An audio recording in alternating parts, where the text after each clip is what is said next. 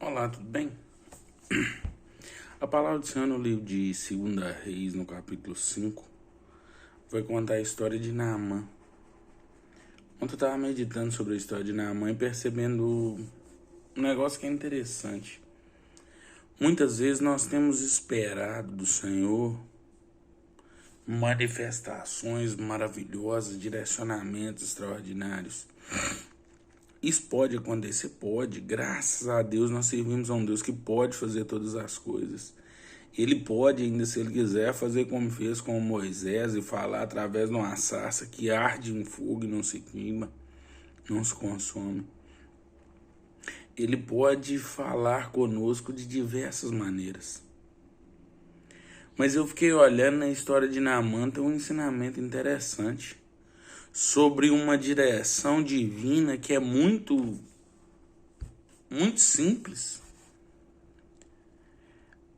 A primeira coisa que trouxe em Naamã o impulso de ir a Jerusalém ser curado foi porque uma menina, que era escrava, falou para a mulher dele que lá em Jerusalém, Israel, tinha um homem de Deus, um profeta que poderia curá-lo.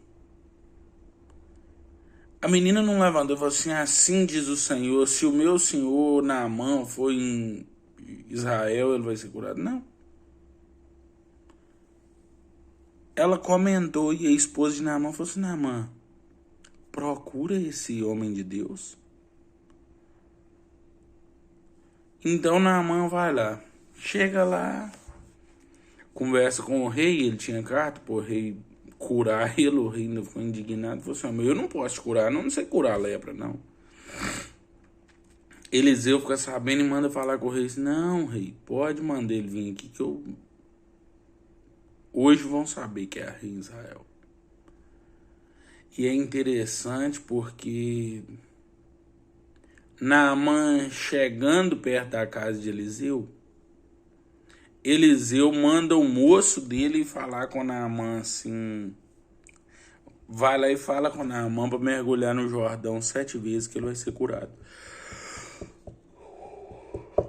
E aí é que tá o X da questão. Talvez do mau motivo do meu pensamento, dessa simplicidade muitas vezes com que Deus fala.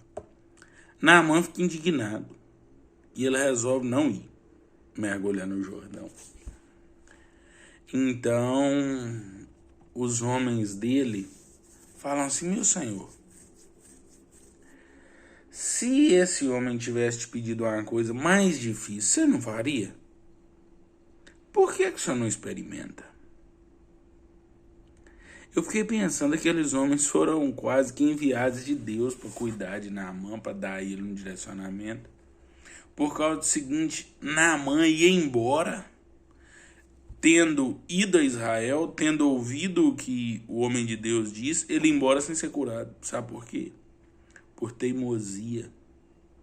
E o próprio Naamã fala com os homens dele assim, não, eu achei que ele ia sair ao meu encontro, ia levantar a voz e orar ao Deus dos céus e eu seria curado. Ei, porque Deus não resolveu fazer de maneira extraordinária ou da maneira que você acha que tem que ser, não quer dizer que Deus não vai fazer.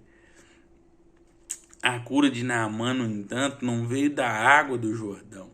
Porque a água do Jordão pode ser um rio que está na Terra Santa, o rio onde Cristo foi batizado, beleza. Mas a cura de Naamã veio na obediência. Eu tô falando isso com você porque muitas vezes na nossa vida, Deus tem enviado pessoas para nos falar, ei, seja obediente à palavra de Deus. Talvez você tenha seguido na sua vida um caminho há anos e tenha ouvido pessoas dizendo, ei, muda sua postura, muda sua conduta. Talvez isso seja a maneira de você se relacionar com pessoas no seu namoro, no seu casamento.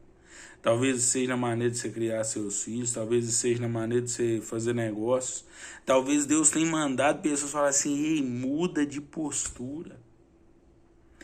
Obedece.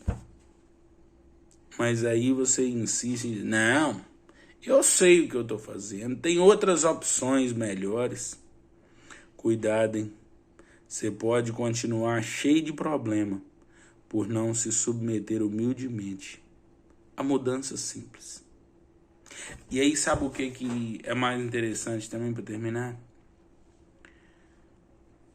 O moço de Eliseu servia para dar recado da parte de Deus. Eliseu servia para dar recado da parte de Deus. Os homens de Naamã, que nunca conheceram Deus, serviram de instrumento de Deus. Só tinha um detalhe. Só Naamã podia mergulhar no Jordão para ser curado. Não adiantava ele mandar os serviçais dele, os jovens que estavam com ele, mergulhar por ele. E aí fica a última palavra que eu quero te dar. Existem mudanças na sua vida para ocorrer. Quem precisa obedecer e mudar é você. Talvez você e eu tenhamos sofrido muito, porque existem mudanças que só nós podemos fazer.